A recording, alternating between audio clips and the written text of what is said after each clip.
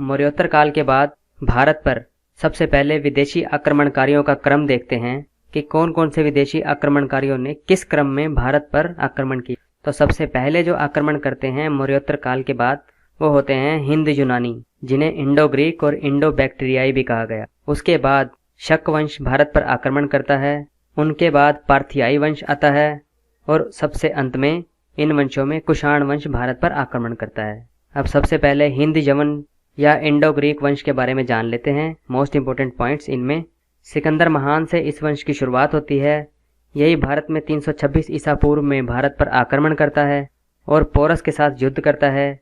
Porous के साथ युद्ध को हाई स्पीड या झेलम वितिस्ता का युद्ध भी कहा गया। सिकंदर की मृत्यु बेबीलोन में 323 ईसा पूर्व में 33 वर्ष की अवस्था में हो जाती है। सिकंदर की मृत्यु के बाद भारत में यवन साम्राज्य दो हिस्सों में बढ़ जाता है। एक होता है डेमेट्रियस वंश और दूसरा होता है यूक्रेटाइटिस वंश। अब डेमेट्रियस वंश को देखते हैं। डेमेट्रियस वंश डेमेट्रियस प्रथम से शुरू होता है।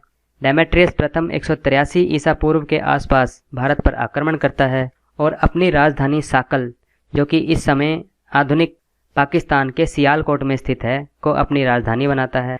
उसके बाद डेमेट्रियस वंश का एक प्रमुख राजा आता है मिनांडर, जो 160 से 120 ईसा पूर्व के आसपास राज करता है। इसे भारत में मिलिंद के नाम से भी जाना जाता है। यह भी अपनी राजधानी साकल को बनाता है। मिनांडर और बौद्ध भिक्षु नागसेन की मुलाकात होती है भारत में और इन दोनों के बीच बौद्ध धर्म को लेकर वार्तालाप होती है। इसी वार्तालाप को बौद्ध ग्रंथ मिलिंद पन्नों में जगह दी गई है।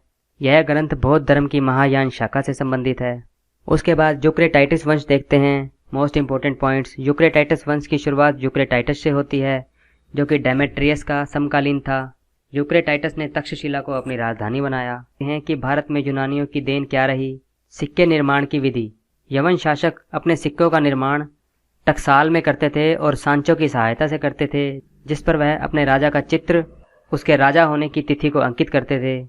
नंबर 2, नाटकों में प्रयोग होने वाला पर्दा। नाटकों में प्रयोग होने वाला पर्दा भी यूनानियों की ही देन है। इसे संस्कृत में यवनिका कहा गया। कैलेंडर की शुरुआत भी यूनानियों की ही देन मानी गई है, जिसमें सप्ताह के 7 दिन और 12 राशियां सबसे पहले हिंद यवन शासकों ने ही शुरू की और ग्रहों के नाम भी इन्हीं से लिए।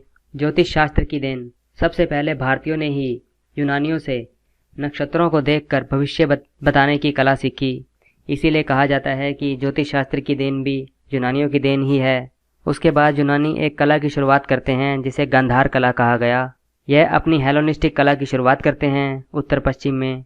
यह कला भारत की मथुरा कला से जब मिलती है तो एक नया रूप लेती है, जिसे गांधार कला कहा गया।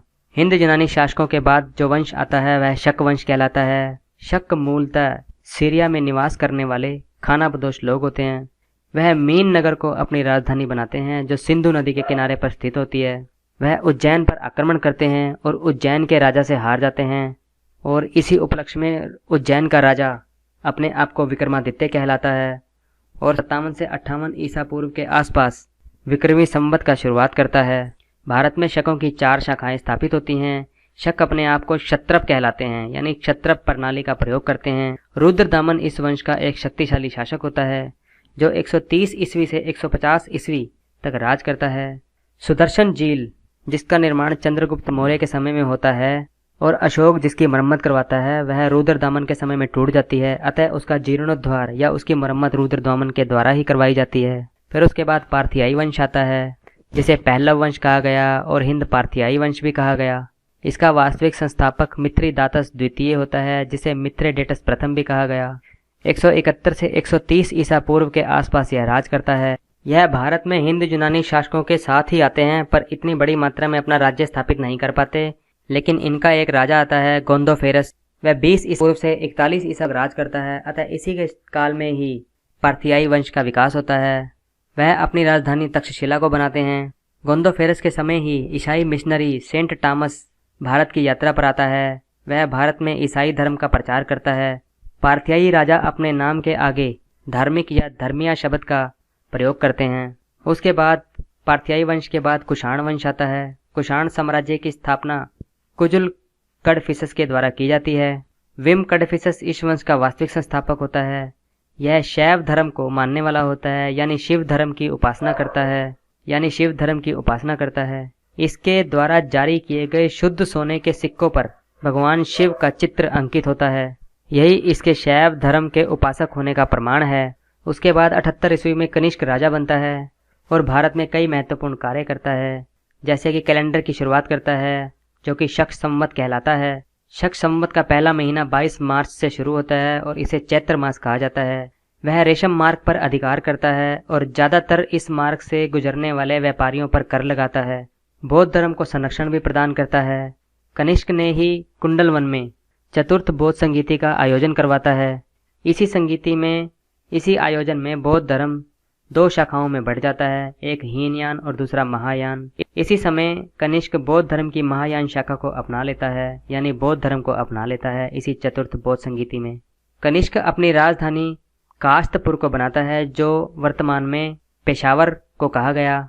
कुषाण पाकिस्तान के मुल्तान में पहले सूर्य मंदिर की स्थापना भी करते हैं। कनिष्क के 3 दरबारी होते हैं जो उसके त्रिरत्न होते हैं। पहला चरक होता है, इसे शल्य चिकित्सा का जनक भी कहा गया, उन्होंने ही सुश्रुत संहिता की रचना की। दूसरा होता है अश्वघोष, इसने बुद्ध चरित्र की रचना की और यही चतुर्थ बौद्ध संगीति का अध्यक्ष भी होता है। और नागार्जुन, इन्होंने शून्यवाद की खोज की। कुछ इंपॉर्टेंट पॉइंट को देख लेते हैं। कुषाणों ने सबसे ज्यादा मात्रा में तांबे के सिक्के जारी किए। कनिष्क ने कश्मीर को जीतकर वहां पर कनिष्कपुर नगर बसाया और कनिष्क के उत्तराधिकारी हुविष्क ने हुविष्कपुर नगर बसाया। तो दोस्तों इतना आज का वीडियो। ये इंपॉर्टेंट सारे नोट्स इसके अंदर शामिल कर लिए गए हैं। उम्मीद है कि आपको वीडियो पसंद आया होगा। कुछ महत्वपूर्ण परीक्षाओं की दृष्टि से इस वीडियो को बनाया गया है, जिसमें स्टेट लेवल PCS तक की परीक्षाएं आती हैं। तो आशा करते हैं आपको वीडियो पसंद आया होगा। तो वीडियो को लाइक करें और